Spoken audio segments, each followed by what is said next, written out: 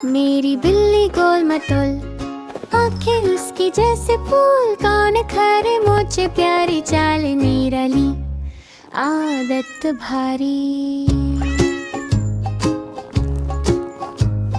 صبح سویرے اٹھ کے آئے میوں میوں کر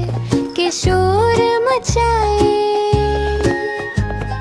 دودھ کی پیالی دیکھے بھاگے، دم ہلا کے خوشی جگائے، کبھی صوفہ پر چڑھ جائے،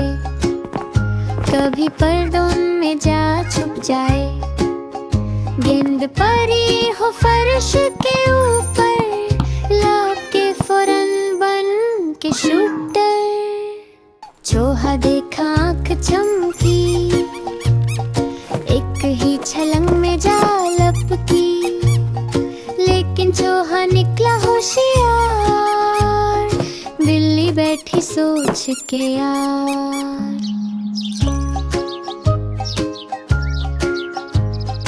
دھوپ پڑی تو کھڑکی پر بیٹھ کے ہوں گے در تلک، خوابوں میں دیکھے مچھلی رانی، پانی طلب ندی کا پانی۔ شام ہوئی تو کھیل کا ٹائم، بچے آئے سب کا پرائم، ہستی کٹی دور لگائے، تالی بجے تو ناچ دکھائے،